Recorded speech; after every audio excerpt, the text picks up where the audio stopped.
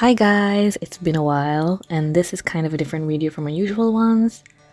The original video for this had been recorded for a while now, but life happened and it got lost in the files. So in this video, I'll walk you through my portfolio piece for Argo, while also talking about life as an artist and what had been going down in my life. So most of you might have seen Argo from my How to Draw Eyes video. Yes, that's how long it's been since I've actually finished this piece. And if you haven't seen it, you can check it out here, and I'll also link it in the description below. So right now, I'm actually going through the silhouettes for Argo, and I'm going through my Pinterest for inspiration in the background, just to see what reads better on his body type. So a little backstory is that he's a god of hope, and the last of the remaining gods. And with the lack of prayers and beliefs, his powers are not enough to sustain him. It's a bittersweet story of coming into terms with a life that isn't what you expected, a life that's taken a detour from what you envisioned to be your purpose. And I wanted to create a story where you can explore emotions like this. But before we get into that, I'm going to dig a bit into Argo's design choices. I'm actually designing a lot of loose clothing, breathable clothing for the environment I will be placing him in. I'm playing very fast and loose with his lore, as I'm the type of person who'd get lost in the details and never get anything done. But basically, Argo is leaning towards Egyptian descent. I'm thinking somewhere between the classical and medieval periods for the time period, where trade and life was quite simple, and the community was flourishing and people lived in like clay huts. Don't quote me on this. It's not all happy times. There's gonna be trials, obviously, living in a period like that, but this is important to my design and the textures and poses I will be drawing.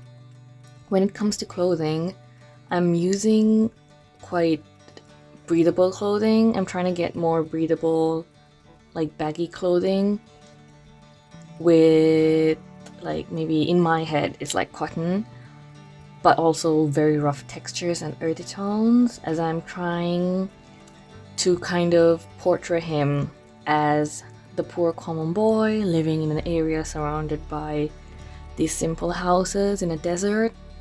I'm trying out different palettes. As you can see, I'm using a lot of warm colors first, earthy tones, but I'm also going with a bit cool tone here and there just to flip the idea and experiment. But yeah, this was an idea I had in 2016 during my diploma, and the initial design for Argo was quite a mess, and I decided to redesign him, and this is that. But yeah, so I'm starting on the poses right now. It's always good to use reference like I'm using here. I'm using a character design here to kind of get the flow, the style, the line style of the character. And I'm actually using an actual real life person reference here from Google to kind of see how the arm movements are when you put on the shawl, which is the design I went for with him, which you'll see in a bit. But yeah, here I'm starting off with the form and the shapes I want for the character. I'm really going for that soft, flowy kind of body movements. I love drawing anatomy, so if you see me kind of get stuck at one point, that's just me enjoying every second of it. But yeah, so I'm just gonna sketch out the posing, because one thing I learned is sometimes the character sheet posing also has to look really good. You can't just draw, random poses and expect it to fit. At least that for me, that's what I learned in art school. You have to make it presentable. You have to make the character sellable. So you can see for every point where I'm not sure how things look like, I am using reference, be it for texture, be it for posing.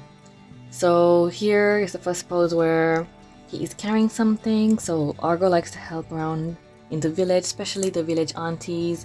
and the elderly for food and money to get through the day. He's giving a little bit of himself in the form of hope and happiness, which he is a god of, to make the people's lives easier. He's doing it the way he knows he can, without the powers and all. So right now, I'm actually using this piece as a practice piece where I'm using my expression sheet that you would also have seen in my How to Draw Eyes video to kind of gauge how this pose would work.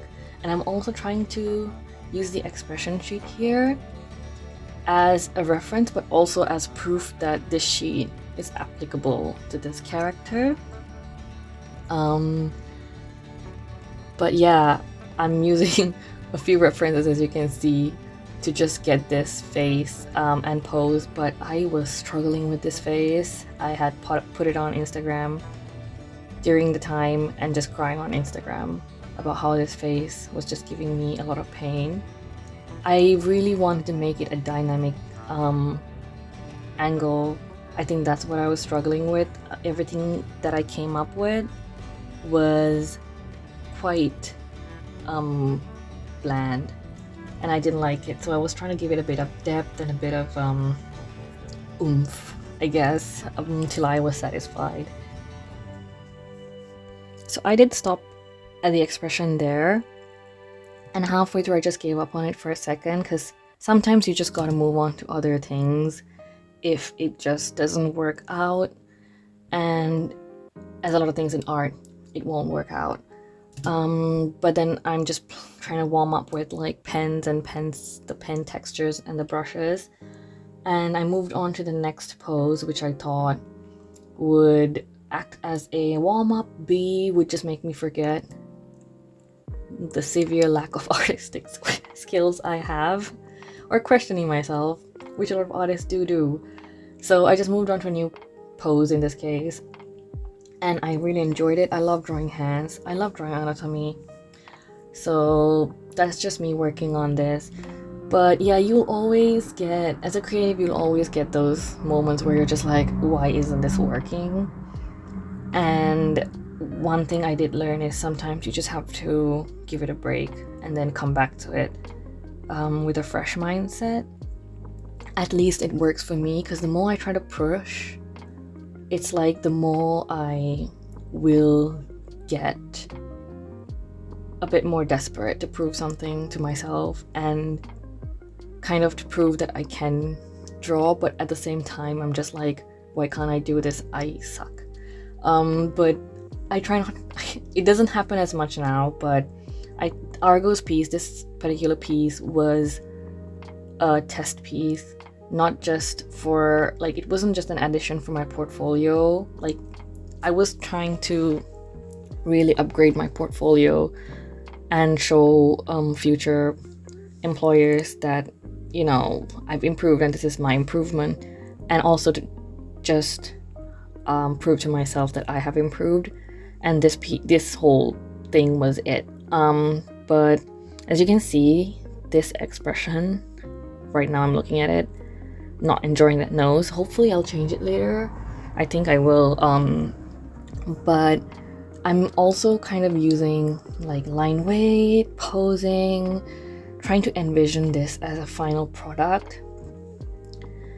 And this one was, yeah, this whole thing was a different approach for me, with really like proving something for myself, that I am capable of doing something in this style for this, for example, like this line style I'm going for is the classic 2D hand-drawn line style.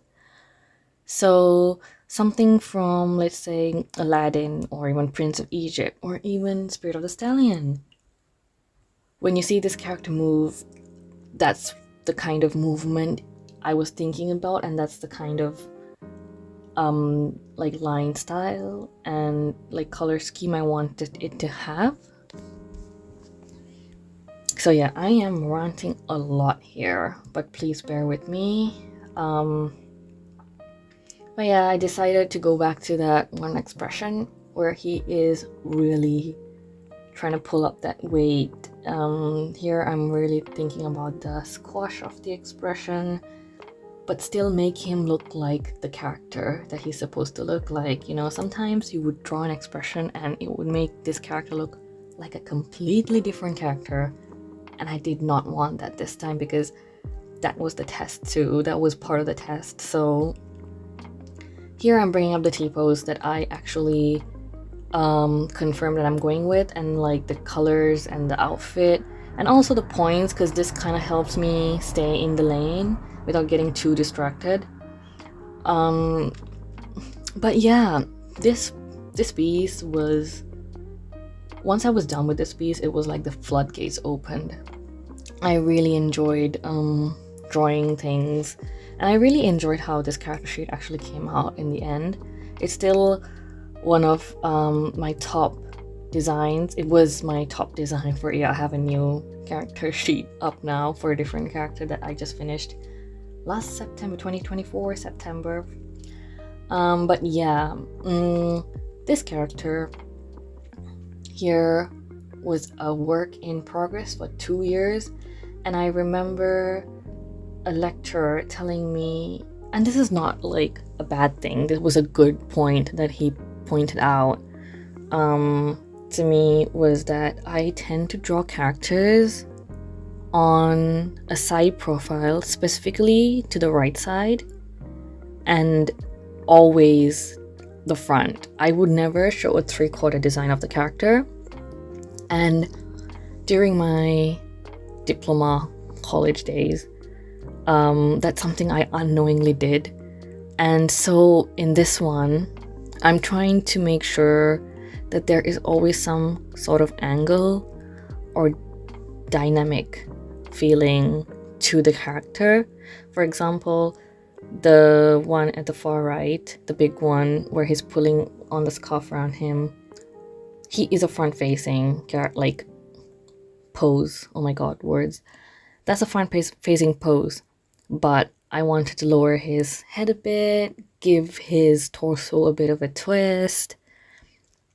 And for the one I'm currently drawing, I really wanted to concentrate on the center of gravity here for the character, and also make sure that his face, even though it's like a 3/4 view, it was facing kind of upwards, and you can see the shape of his, you know, just give it, which was why I wasn't really satisfied with the one where he was carrying all those boxes, because it felt like I was falling back into that bad habit of drawing a side view. And I'm just drawing the bucket for what he's carrying, as an object of what he's carrying, and I'm trying to make it as period accurate as possible using wood and cloth or rope. I'm just envisioning him in this scenario, like what he would sound like, what he would do, all sorts of stuff, just to, I don't know. I'm really proud of this character sheet, so I would say it was a success doing it that way. And it's worked so far. So after him, I've done a few characters, and their character sheets all seem pretty legit, so there's that.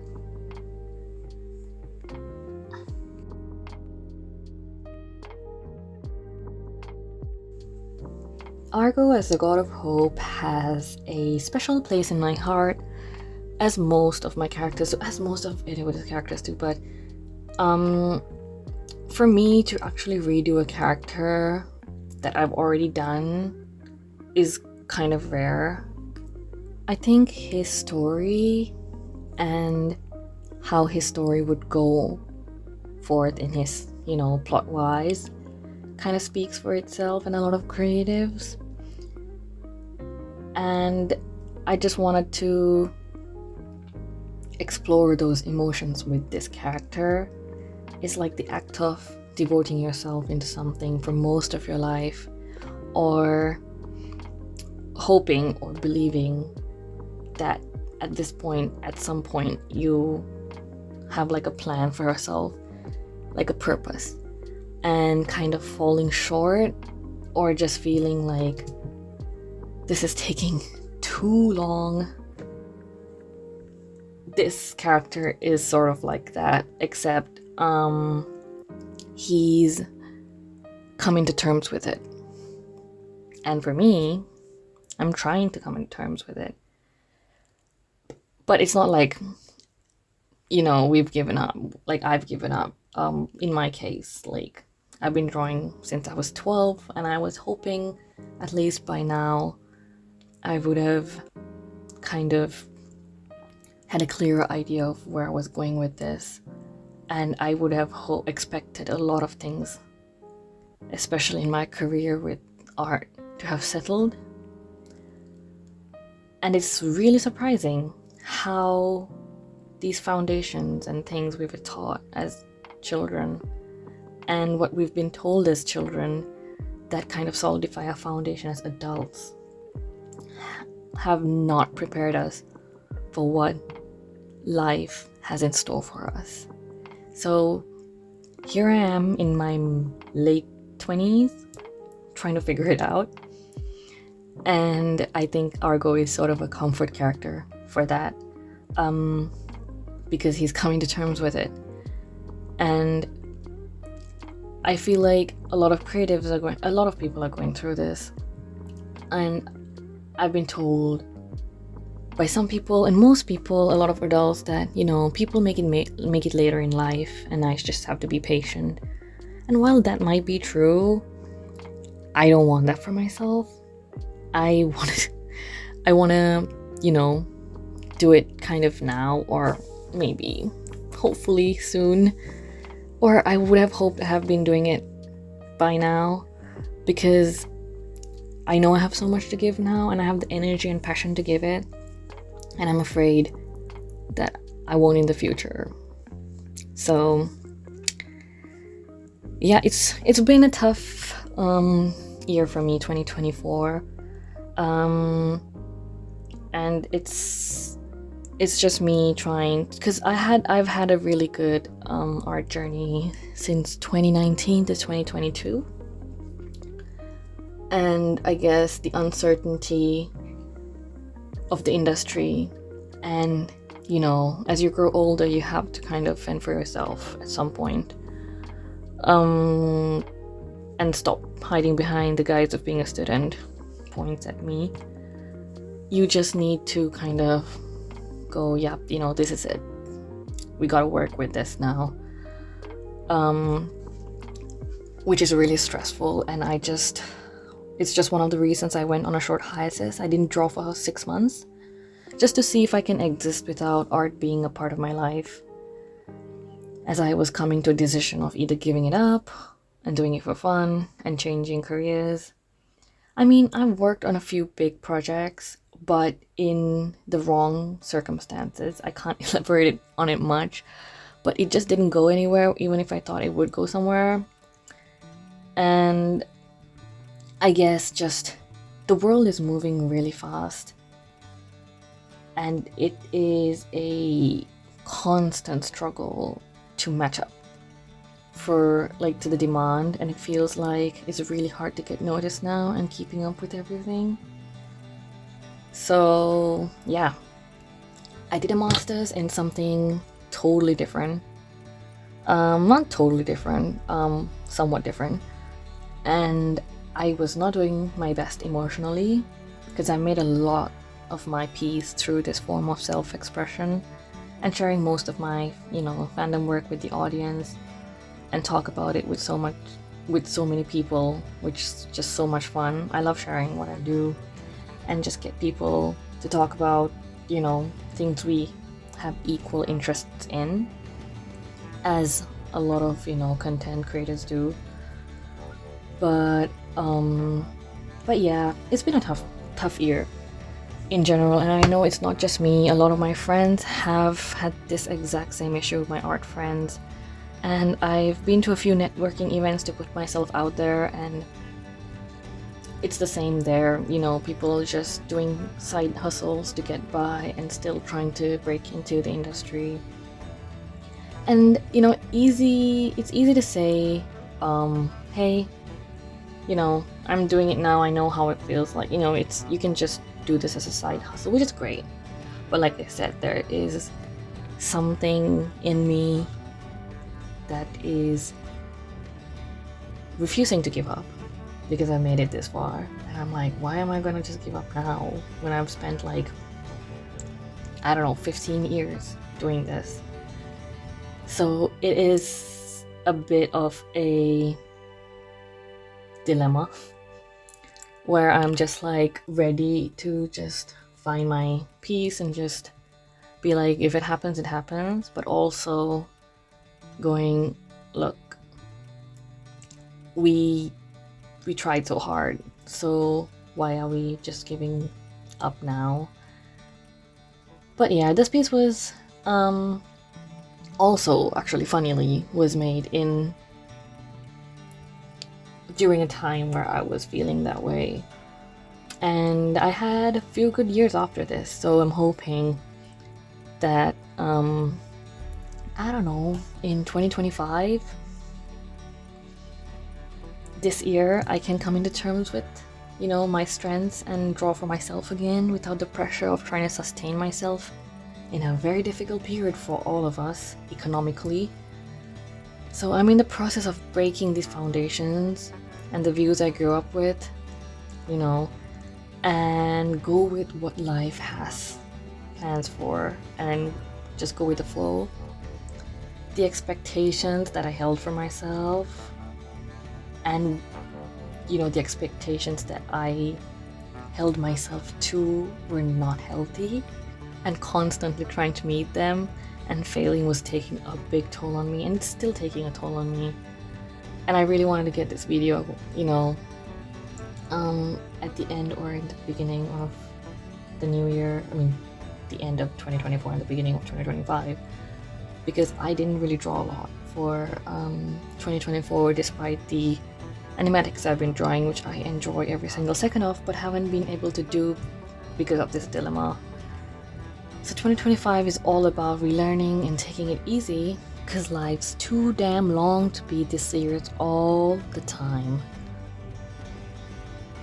I didn't make this latter part of the video to discourage anyone, but just to shed some light with what the art journey or just life has in store for us. It's full of ups and downs, and you know, career grief is a real thing, and it's a constant plague in the creative community and the creative industry.